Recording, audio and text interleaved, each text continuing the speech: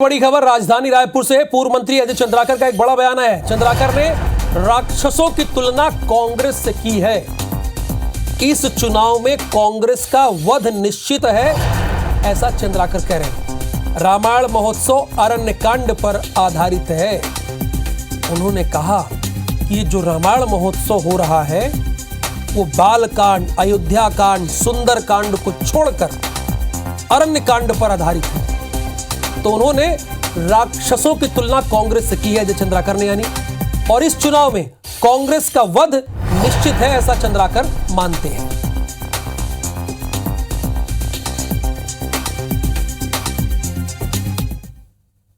रामायण को बार बार ये बोल रहे हैं कि अरण्यकांड पर आधारित होगा। आप लोगों ने मेरा भाषण सुना होगा, तो विधानसभा में मैंने कहा था कि अरण्यकांड के 4 पंक्तियां लिख देते करके।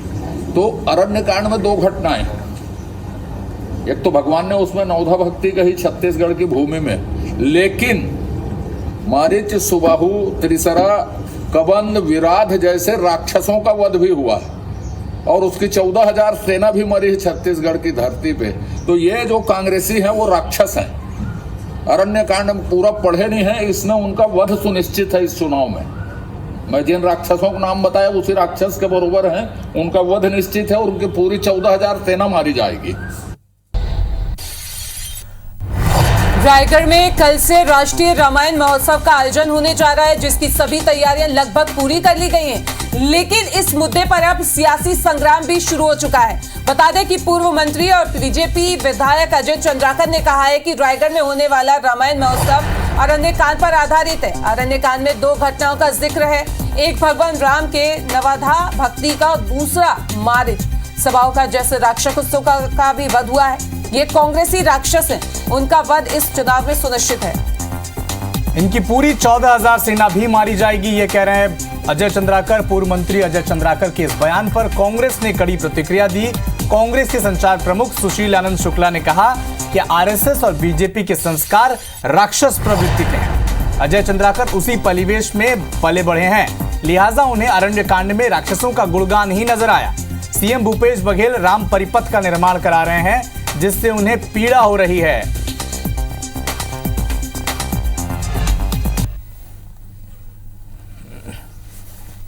अरण्यकांड में 2 घटना।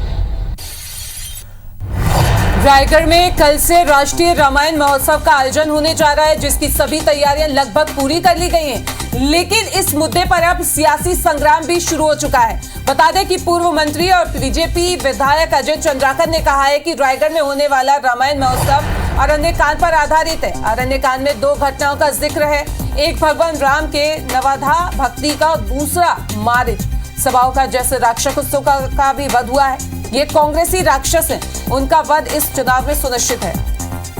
इनकी पूरी 14,000 सेना भी मारी जाएगी, ये कह रहे हैं अजय चंद्राकर। पूर्व मंत्री अजय चंद्राकर के इस बयान पर कांग्रेस ने कड़ी प्रतिक्रिया दी।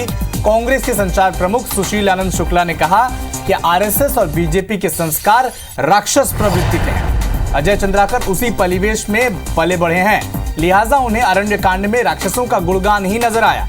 सीएम भूपेश बघेल राम परिपथ का निर्माण करा रहे हैं, जिससे उन्हें पीड़ा हो रही है।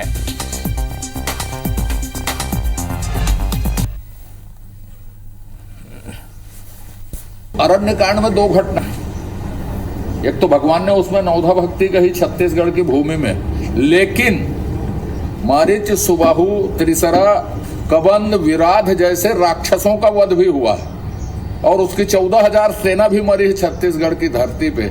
तो ये जो कांग्रेसी हैं वो राक्षस हैं।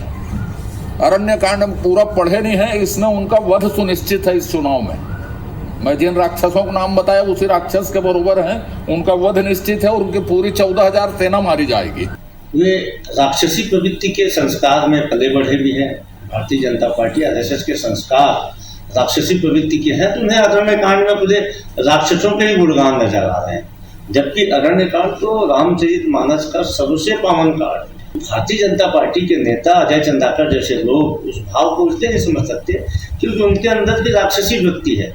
उनको तकलीफ हो रही है कि भूपेश बघेल राम काज क्यों कर रहे हैं। तो हमारे साथ इसी विषय पर 2 विशेष मेहमान जुड़े हुए हैं।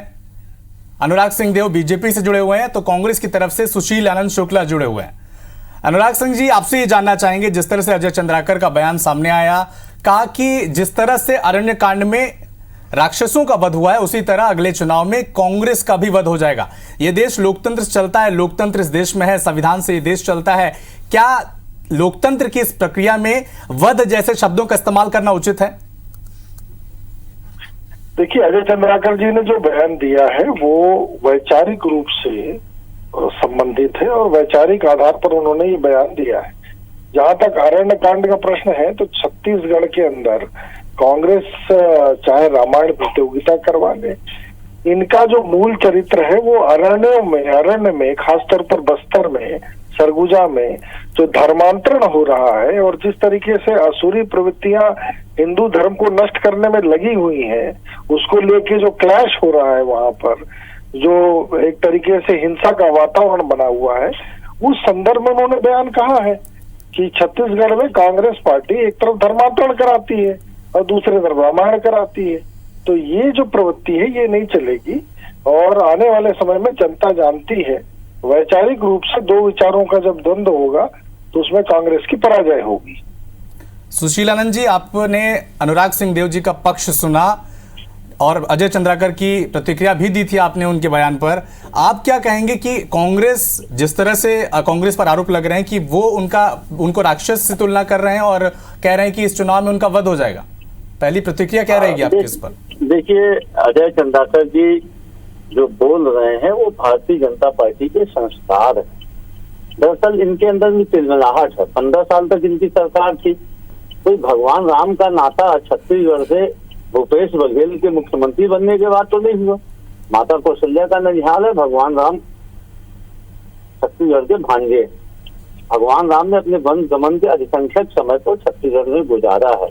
तो ऐसे में जो राम काज भारतीय जनता पार्टी के समय नहीं हुआ, उस राम काज को भूपेश बघेल कैसे कर रहे हैं, ये इनकी तिलमिलाहट है। दूसरी बात ये बता रहे हैं कि अरण्य कांड में राक्षसों का, दरअसल ये भारतीय जनता पार्टी के जो हम लोग बोलते हैं ना कि ये लोग कालनेमी प्रवृत्ति के राम भक्त है, ये इनके ज्ञान से पता लगता है। इनके ज्ञान का अजीर्ण जो निकलता है, आधा अधूरा कचरा ज्ञान। अरे भाई, अरण्य कांड तो रामचरितमानस का वो कांड है जिसमें माता अनुसुईया ने सीता जी को स्त्री धर्म और पतिव्रत धर्म की शिक्षा दी है। अरण्य कांड वो कांड है जिसमें माता शबरी ने के प्रेम में अभिभूत होकर भगवान ने यहाँ पे वेद खाया था। अरण्य कांड वो कांड है जहाँ पे मुनि सुतीक्षण के भाव भक्ति के बारे में वर्णन किया गया। अरण्य कांड वो कांड है जहाँ पे कि नारद मुनि ने और भगवान राम के बीच में संतों के संतत्व पे व्याख्यान होता है। अरण्य कांड वो कांड है जहाँ पे माता सीता और भगवान राम ने निवास किया था पंचवटी में। अरण्य कांड में उसका वर्णन है। अरण्य कांड में तो इतना पावन वर्णन है भगवान राम और सुग्रीव की मित्रता का।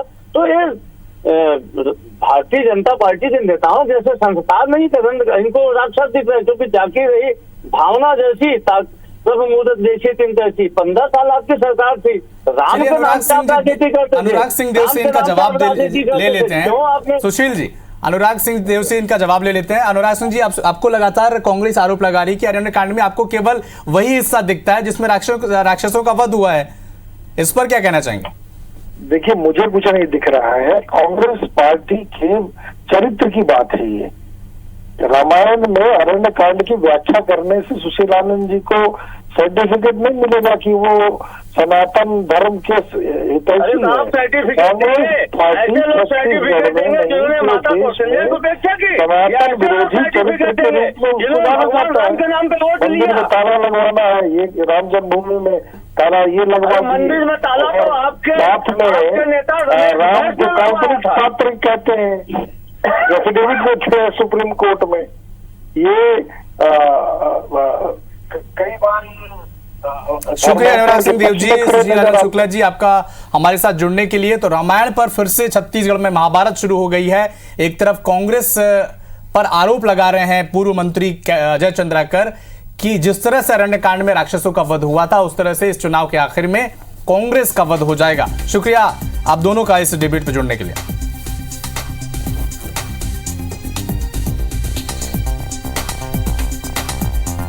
तो लगातार रामायण पर महाभारत शुरू हो गई है। छत्तीसगढ़ में एक बार फिर से रायगढ़ में एक अरण्यकांड पर आधारित आयोजन होना है, जिसको लेकर अब कैबिनेट मंत्री अजय चंद्राकर का बयान आया है, जिसमें वो कह रहे हैं कांग्रेस की तुलना राक्षस से कर रहे हैं।